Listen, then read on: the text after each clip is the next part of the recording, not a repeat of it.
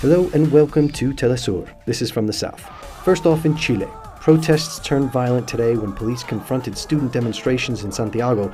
This is the latest student protest demanding public education and against what they say are attempts to further privatize the education system. Just this week, President Michelle Bachelet sent a new bill to Congress, but it does not have the support of students and teachers. Protesters say they will not stop until citizens are granted free, quality public education. In dozens of neighborhoods in Mexico's capital, public school teachers held a walkout in solidarity with the striking teachers in their ongoing campaign against the government-imposed education reform. Here in one of Mexico City's working-class neighborhoods, Iztacalco, the teachers' struggle against the education reform is being echoed by parents of the students. For many, the reform does not translate into benefits for public education, but rather increased burdens. With the salaries that we are unable to pay for education, how is it that we need to pay for electricity, water, and everything, like books and an inscription fee, when education is supposedly free? Over the course of 3 years, the CNTE and sympathetic public school teachers have denounced the measure applied by Mexico's President Enrique Peña Nieto as a labor reform disguised in the discourse of reforming education. They say ultimately this is a means to privatize public education and weaken basic labor rights.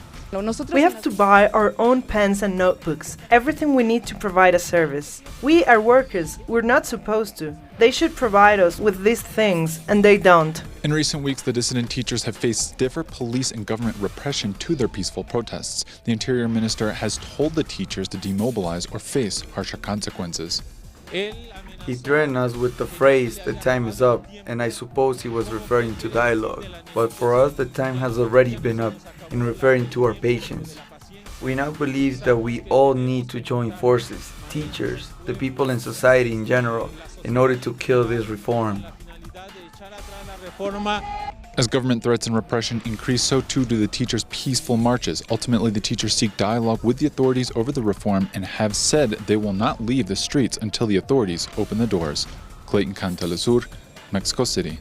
Ecuador's President Rafael Correa inaugurated the school year in the coastal cities of Manabí and Esmeraldas on Monday for the children who were unable to return to classes because of the 7.8 magnitude earthquake in April. The quake damaged more than 280 schools and left about 120,000 temporarily without a place to learn. President Correa called it a celebration that all children and youth from the affected areas could finally return to school. And we're just 1 month out from the 2016 Olympics, and Brazil has been facing international concerns that Rio is unprepared for the upcoming Games. Construction is currently being rushed to complete all infrastructure in time for August 5th. Concerns have also been raised over crime and the Zika virus. However, Brazil's Olympic Committee says they are ready. Today is a very special day. 30 days separate us from the inauguration ceremony of the Olympic Games.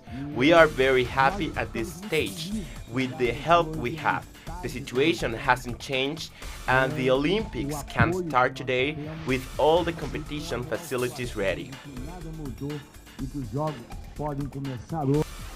Still in the lead up to the Olympics, scientists have found dangerous drug-resistant superbacteria off the beaches of Rio de Janeiro, which will host Olympic swimming events. Traces have also been found in a lagoon where rowing and canoe athletes will compete. They say the superbacteria can cause hard-to-treat urinary, gastrointestinal, pulmonary, and bloodstream infections, along with meningitis and in some cases death. Researchers say more information is needed to determine whether the venues where the bacteria have been found need to be changed. The UN's long-awaited yearly report on coca in Bolivia says cultivation fell by 1% between 2014 and 2015. The previous study showed a reduction of 11%, but the UN Office on Crime and Drugs congratulated the Andean nation on keeping production stable. teleSur's Dimitri O'Donnell reports. Teams of military personnel destroy fields of illegal coca in Chapari in central Bolivia. It's legal to cultivate 12,000 hectares of the plant in Bolivia. Any excess crops are destroyed. The UN says just over 20,000 hectares was used to grow coca in 2015, a slight drop on the year before. We have identified 20,200 hectares of surface coca cultivation. That's a reduction of 1% in comparison to the year 2014. The annual UN study reported that 32,500 tonnes of coca was produced in Bolivia last year. 35% was siphoned off for the illegal market, and the remaining 65% was sent to the legal markets. The government says the latest figures represent the lowest amount of cultivation of the plant in 13 years. Bolivia represents less than 15% of coca plant productions in the region. This is because of the effort and the money used from all Bolivians in fight against drug trafficking, a high priority, and we have these results. Bolivia is the world's third largest source of coca, the raw material used to produce cocaine. The Andean nation has special dispensation to allow for the chewing of coca leaves for its indigenous population. For us, the coca leaf is sacred. The coca leaf is part of our culture. The total value of coca was reduced from $282 million to $273 million compared to 2014. This represents 0.8% of GDP and 8.1% of the agricultural GDP of Bolivia. Dimitri O'Donnell, teleSur's, La Paz. In world news, Hillary Clinton will not face charges for her use of a private email server during her time as Secretary of State. The FBI announced it has ended the year-long probe and will refer its finding to the Justice Department for a decision on whether it merits prosecution. The Chilcot Inquiry, Britain's third investigation into the Iraq War, is expected to be published on Wednesday. The inquiry has been 7 years in the making and is expected to be highly critical of then Prime Minister Tony Blair's actions in the lead-up to the Iraq War.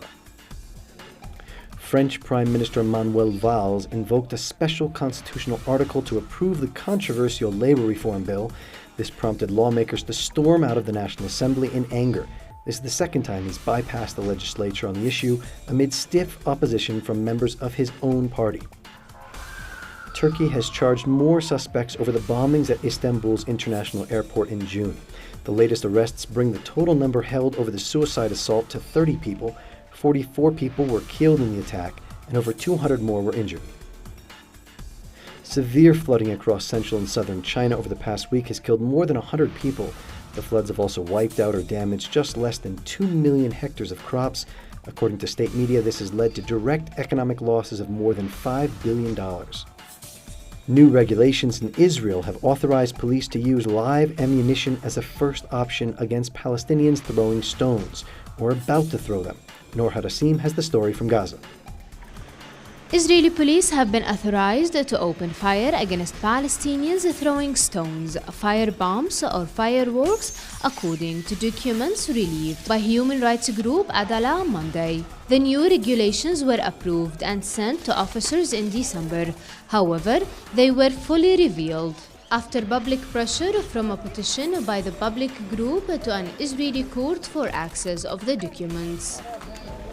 Under the new regulations, police officers are authorized to use live fire as first option against Palestinians, including minors, who are actually throwing or about to throw stones or firebombs. Until recently, lethal forces could only be employed as a final option for police officers after other procedures have been exhausted or if there is a serious danger to human life. We should acknowledge from the beginning that Israeli government and Israeli system is trying to legalize such crimes. We do believe that such directions and such instructions for either by the Israeli government or military leaders may constitute a war crimes against Palestinians. Adala says that the regulations allow Israeli officers to act in an unchecked and criminal manner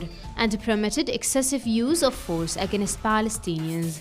Israeli forces have faced criticism for the way they interrupt the threat to life and their use of lethal force against Palestinians.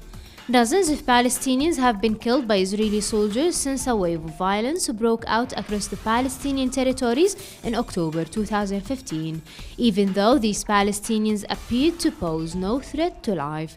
Noor Harazin, teleSur's TV, Palestine. And that's all from the South. You can find these and more stories at telesur.net/English.